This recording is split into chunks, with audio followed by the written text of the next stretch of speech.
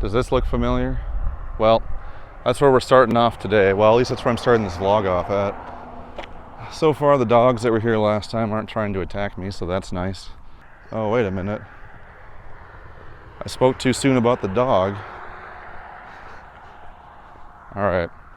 So, I'm trying to make my vlog, and I'm pretty sure this dog is going to come kill me. That's fun. Whatever.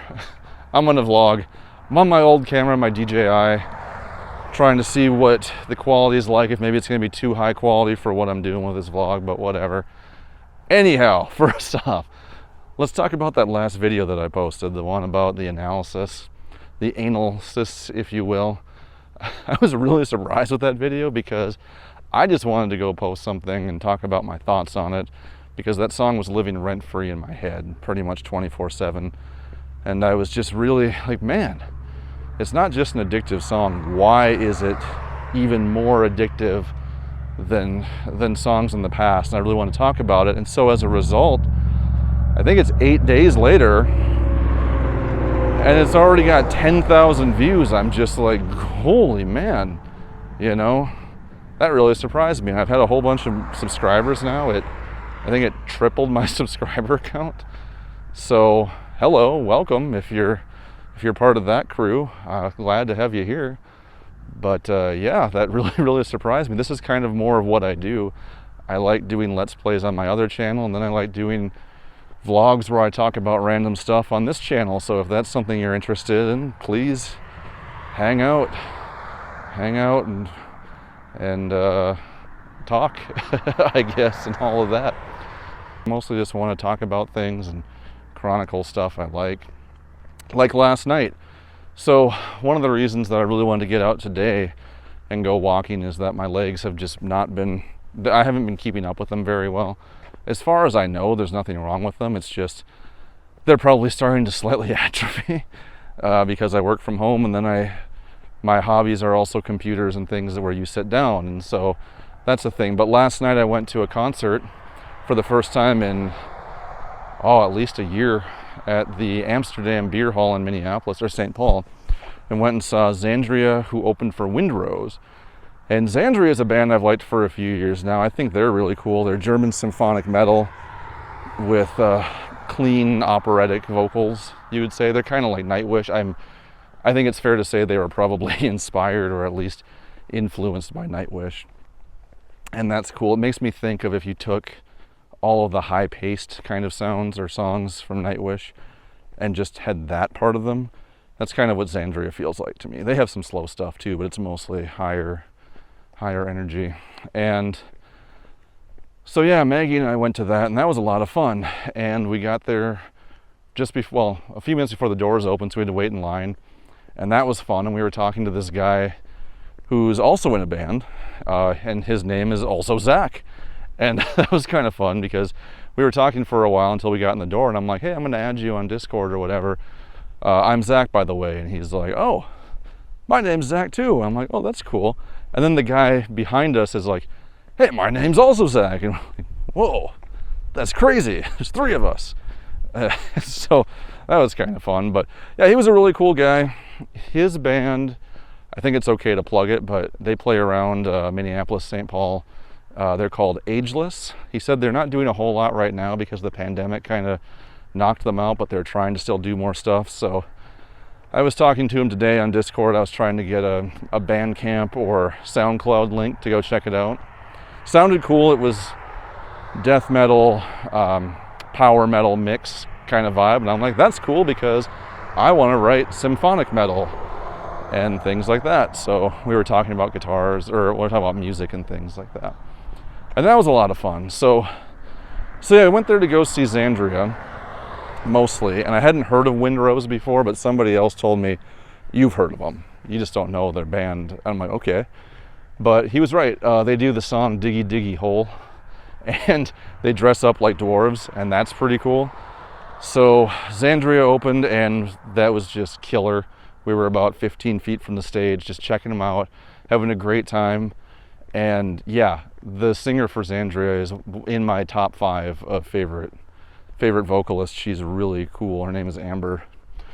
And apparently she's half Greek and half French, because I was trying to place her accent and I couldn't figure out what it was. But yeah, she's really good. Their former vocalist is in my top 5 as well, Diane. I can't pronounce her last name correctly, but it's German, I think. Or Dutch. I think it's Dutch. That's what they said.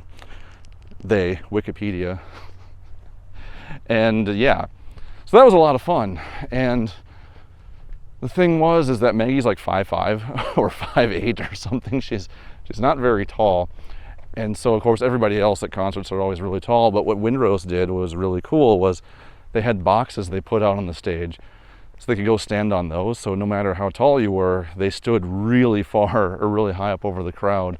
So she was like, yeah, I liked that band because I could actually see them. Like, yeah, I get that. And yeah, so Zach was showing me, like, he got some vinyl from the concert, and that was cool. And I think he got something else. We didn't get any souvenirs. It was, yeah, it was a lot of fun. And we had to leave a little bit early because Maggie had to get up today and go into work extra early, apparently, she was saying. So we had to leave after Windrose's second song. But, I mean, I would see them again. They're really good. They dress up like dwarves, and it feels like Lord of the Rings or Dwarf Fortress, you know. Had a lot of fun with that. And yeah, then here's something else. This is kind of a crazy little thing, right? So the town I live in isn't very huge. It's not very big at all. And I talk with my neighbor once in a while. And since I work from home, I'm usually always inside and everything. But I was outside doing yard work the other day, and my neighbor comes over and he's like, hey, Zach, you don't happen to own a pet turkey, do you? I said, no. Why? He said, well, so they were standing outside, him and some friends were standing outside on his driveway one day about a week or two ago, and all of a sudden this wild turkey comes out of my side yard on the other side of his house, opposite from his house. Comes out and immediately just declares war on my neighbor's garage window, and just torpedoes right through it like a full-grown wild turkey. I'm gonna turn around here and walk back towards the sun, the beautiful sunshine. We'll see if the windscreen is working or not. So this turkey just jumps through and torpedoes this window, shattering it, just blowing it up. And they said it just sounded like a huge explosion, basically. And so he goes to the window, hits my buddy's car, and like passes out for a hot minute. Then gets up, starts freaking out and clawing at his truck, and then flies out the garage door. I was like, what? Are you serious? And he said, yeah, there were some utility guys doing maintenance work across the street, and they got part of it on video, and they sent it to him. So I looked at it, and he was right. Or I should say, he's telling the truth. Like, they got about halfway through, so you just see his garage, and then this full-grown turkey comes flying out of the garage door because it was open. It's like, geez, I would not have believed that if I hadn't seen it. That was just wild stuff, as Johnny Carson would say. Yeah, that's kind of a thing that was going on. I guess that's what happens when you live in, well, I was gonna say Minnesota, but really when you just kind of live anywhere, random shit like that happens. Speaking of stuff from Minnesota, though, I went and, oh yeah, at the concert they asked for my ID, and I was like, yeah, here you go. And she's like, do you have the updated version? I'm like, what are you talking about? Well, apparently my ID expired like a month or two ago. So I was like, oh shit, I thought I had a whole year yet. So today I went into town and I got my ID renewed. And I saw that you can get these new plates. They're blackout plates. They just got offered this year. So I put those on my car, and man, they look, I was going to say they look mean. They do look a little bit meaner on there, but I mean, about as mean as license plates can look. So that's cool. It fits with the car.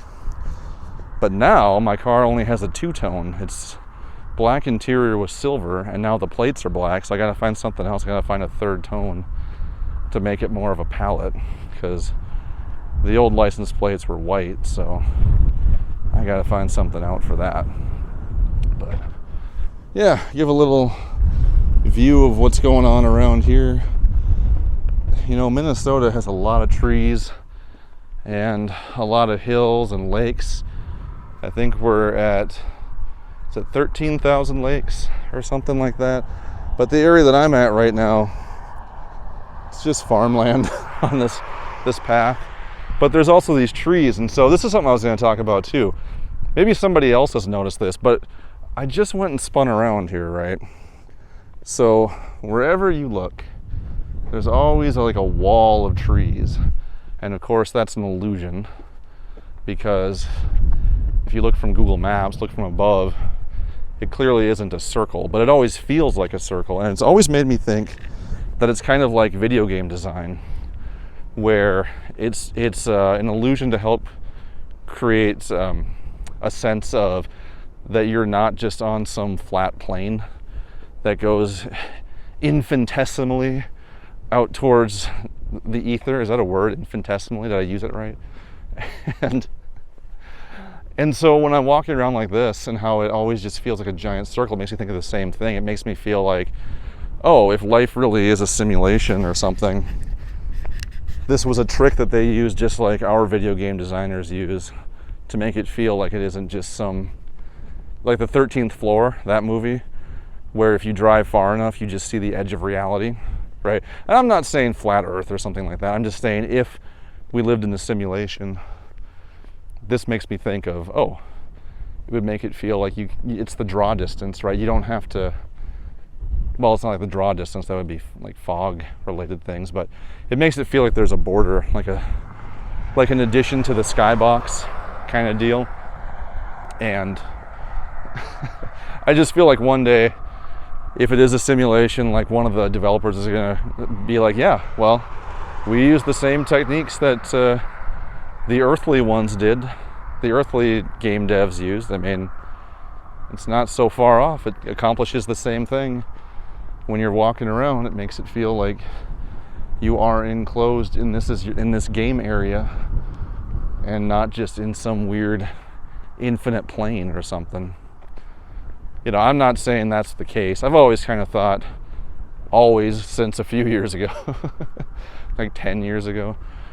I'm not saying that simulation theory is the thing, but I think if you ranked a whole big list of possible possibilities, possible explanations for things, I don't think simulation theory would be one of the ones that would be super unlikely, because a lot of other reasons. That's probably a different video, but I'm not saying that's what it is. I'm just saying I wouldn't be surprised if that's what things came to be in the end. Or yeah.